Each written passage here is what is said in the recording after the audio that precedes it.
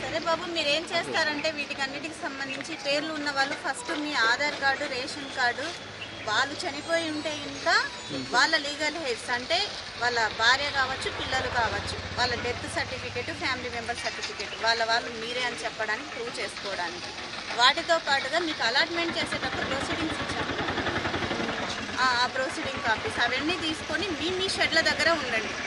మా వాళ్ళంతా వస్తారు అక్కడికి. మీరు అందరు ఇక్కడ ఒక చోట ఉండాల్సిన పని లేదు. మీకు ఎక్కడ షెడ్స్ ఉన్నాయో అక్కడ ఉండండి.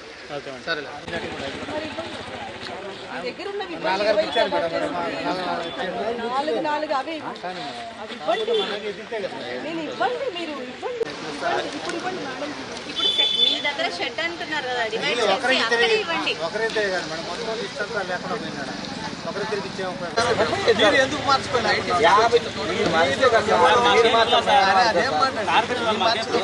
ఇంకొక 20 సంవత్సరాలైనా 30 మంది ఉంటారు. 50 30 మంది ఉంటారు. ఏం కావాలన్నా మీరు అడగండి. పక్క చెట్లు వాళ్ళు వచ్చినారంటే వాళ్ళ గవర్నమెంట్ తీసేసుకుంటారు. రాజంపేటలో ఉంటుంది. ఇక్కడ ఎక్కడ ఎలా ఉన్నారు మీరు? దీంట్లోనే ఉన్నారా? ఒకసారి లాక్ ఓపెన్ చేస్తారా? ఇన్పుట్ వీడియో తీసుకోండి. ఇంకా అంతకన్నా పిల్ల వాళ్ళు చదువుకుంటా ఉండి రాజంపేట దీనిలో ఉండేవాళ్ళు, అవతల దానిలో ఉండేము. పెళ్ళైనప్పుడు కూడా దాంట్లోనే ఉన్నాము.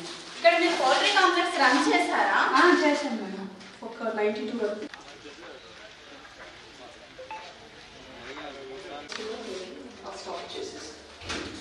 చేసే ఊరు ఇంటి మా భయ్యానికి ఎక్కడ దాకా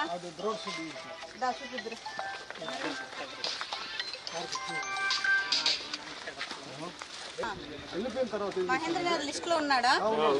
ఎన్నో పర్సన్ అతను? 2 మేడం, 2వ నెంబర్ షెడ్. ఓకే, ఇతను వెళ్ళిపోయాడు. లోన్ కట్టుకొని వెళ్ళిపోయిన తర్వాత మన ఈడీ గారు కలెక్టర్ గారు లోన్ షెడ్ ఖరారు చేశారు. ఇప్పుడు మహేంద్రనాథ్ ఏరి ఎవరు వచ్చారు కదా అంటున్నారు. మళ్ళీ సెకండ్ ఒకటో షెడ్ ఎక్కడి నుంచి అయ్యా? రావి చెట్టు కాడ నుంచి 1 సెట్ ఎన్సేపు అలాట్ చేశారు. తర్వాత హాఫ్ సెట్ ఎప్పుడు అలాట్ చేశారు చెప్పు.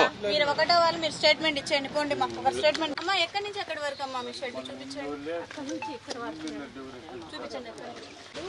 ఇది షెడ్, దానికి ఆల్రెడీ ఫీడర్ ఉంటుందా?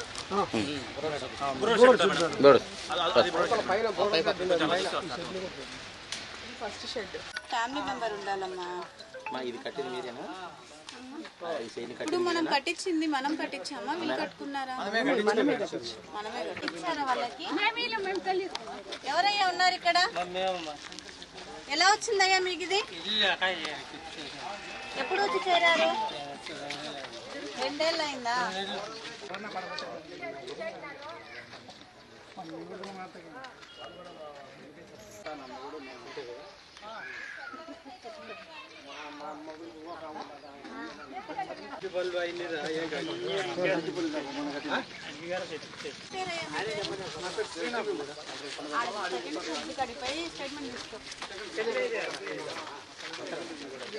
అదెవరు ఆడ బిల్డింగ్ కట్టారు?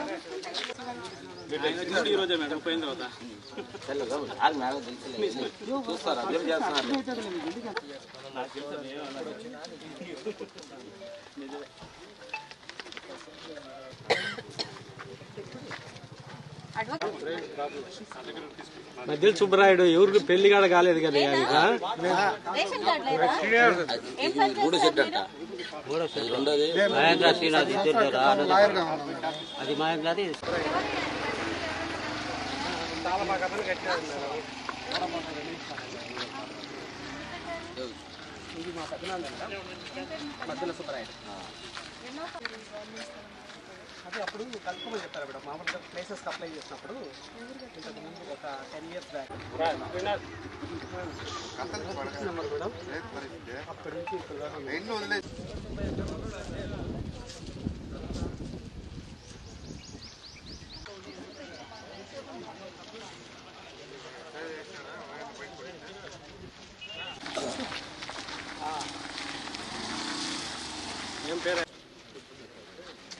ఏంటి కనపడుతుంది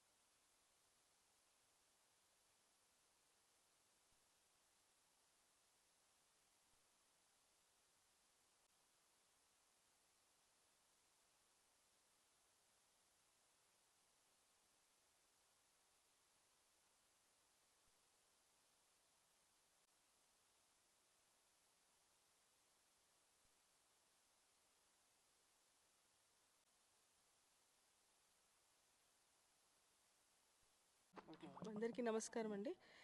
ఈరోజు యాక్చువల్లీ మేము రెగ్యులర్ ఎంక్వైరీలో భాగంగానే వచ్చాము. మాకు ఇక్కడ గతంలో 80-85 మధ్యలో ఒక 30 మందికి పౌల్ట్రీ షెడ్స్ ఇవ్వడం జరిగింది లైవ్లీహుడ్ జీవనాధారం కోసం. క్రమేణా అది 92లో మనకి తర్వాత ఫండింగ్ లేక ఫర్దర్గా వెళ్ళలేదు. సో కొంతమంది లైవ్లీహుడ్స్ చూసుకోవడానికి ప్లేస్ వదిలి వెళ్ళడం బయటికి, కొంతమంది ఇక్కడే ఉండి అలాగే దాని మీద ఆధారపడి ఉండడం జరిగింది. బట్ ఇటీవల కాలంలో మాకు ప్రతి సోమవారం పీజీఆర్ఎస్లో కలెక్టర్ గారికి అయితేనేమి, సబ్ కలెక్టర్ మేడంకి అయితేనేమి, మా వరకు అయితేనేమి సో కొన్ని పిటిషన్స్ వస్తూ ఉన్నాయి వీటి మీద. సో దీని మీద ఒక డీటెయిల్డ్ ఎంక్వైరీ చేయమని మాకు మా హయ్యర్ అథారిటీస్ నుంచి ఇన్స్ట్రక్షన్స్ ఉన్నాయి. అందుకే ఈరోజు మేము ఎంఆర్ఓ గారు అండ్ మా సిబ్బంది అందరం కూడా వచ్చున్నాము. మేము షెడ్ వైజ్ డీటెయిల్స్ తీసుకుంటున్నాము.